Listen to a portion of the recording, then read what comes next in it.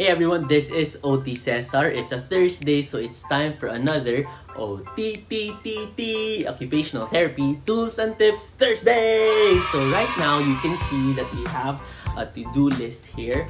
And I know na marami sa atin nag-iisip, paano ko nga ba papagawin yung anak ko ng sobrang daming things in one day? Diba? Kita natin dito na yung to-do, tambak-tambak, ang dami nang ginagawa now, and nag-mix pa yung gagawin nila for school and things at home, diba?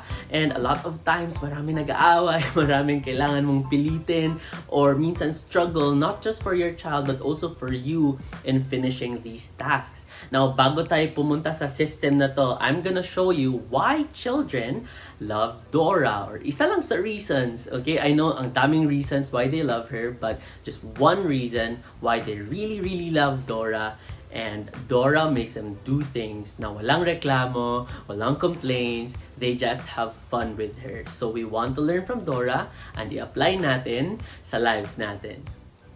Our OTTTT comes from Dora's very helpful friend, the map.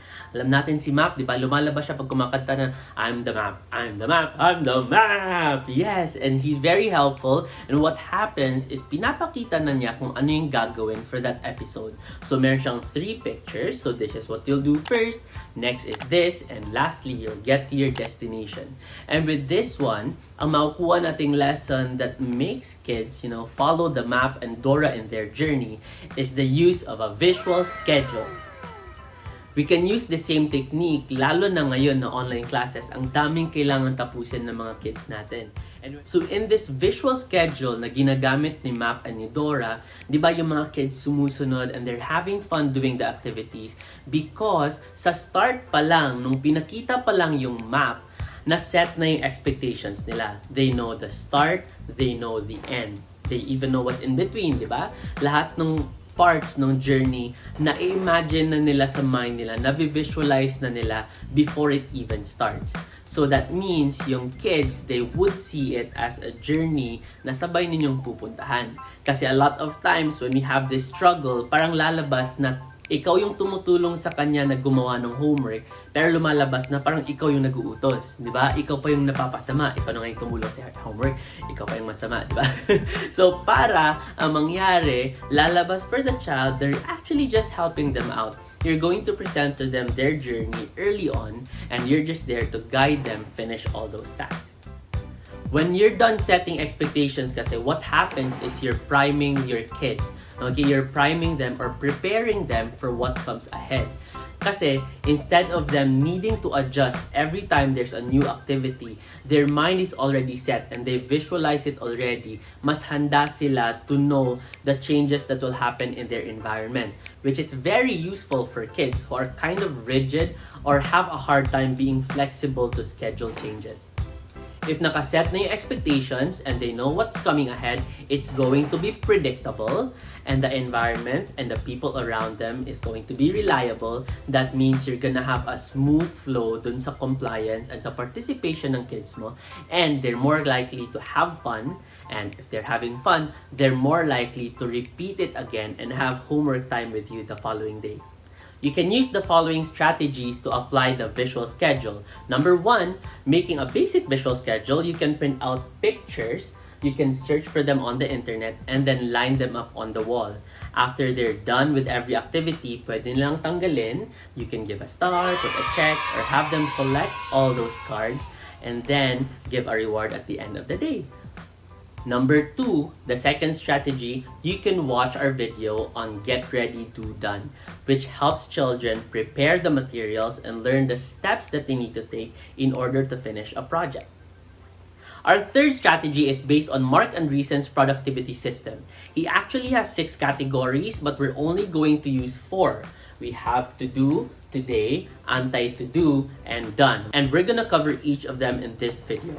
We're gonna start this by printing out the headers first. You can put them on your wall, or you can have a corkboard or something smaller that fits your space. The next step is you can print out pictures or icons of tasks that you expect your child to encounter throughout the week. you can check their class manual that will be sent by their teacher, and then you can either search for icons like this one. So we have icons for their subjects like arts or language arts, social studies, Filipino class, their maths, their or therapy time, and then you can place them on the wall. Another way you could do it is, instead of printing icons, you can actually take pictures of the workbooks or the notebooks that your children are using in school, so that they can already associate the materials and the books that they need to prepare every time they have that subject. So for to do, we already have all these icons, and we have things that are not just subjects in school. We also added icons for chores, physical activity, playtime, or even screen time that they're gonna expect to have or encounter. Since you already have all the icons of tasks and activities that your child expects to do throughout the week, the next step is to go to today. You're gonna do this part every night so that your child is already prepared for the following day. A lot of times in the morning, you're already so caught up and busy with your morning routine. So your kids are busy in the bathroom, in the dining table, so everything's so hectic. So that is why you spend the previous night preparing them on what to do for the following day.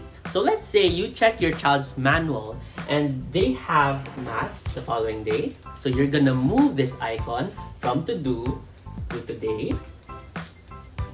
Next one, they're gonna have language arts, and it's helpful if they're lined up based on the time that they happen the following day. Next, they could have therapy scheduled, so we're gonna move that here. You're also giving them some screen time, followed by some chores at night. So once you have these activities lined up, they already know the sequence of tasks and activities that they need to finish by the end of the day. Every time they finish a task, what's going to happen is you let them move the icons from today to done or completed. So you have there the math class. When they're done with it, you can put them on done. You're gonna move it here. After that, they're gonna have language arts and they're gonna move it here. And the same thing happens for the rest of the pictures.